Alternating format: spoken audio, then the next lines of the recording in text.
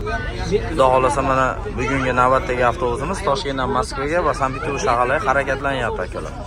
Primoy davlat tarafidan qo'yilgan avtobuslarimiz xudo xolasa. Akalar ukalar, mana xudo xolasa yo'lga chiqib ketyapmiz.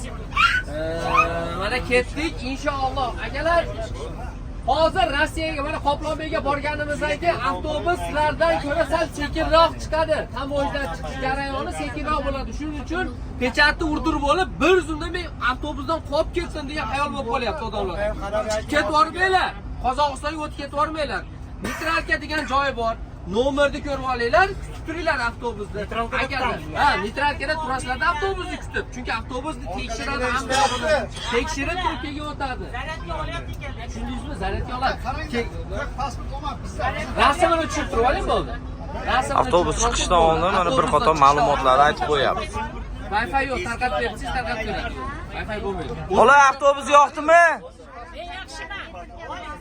Avtobuschi? Rahmat.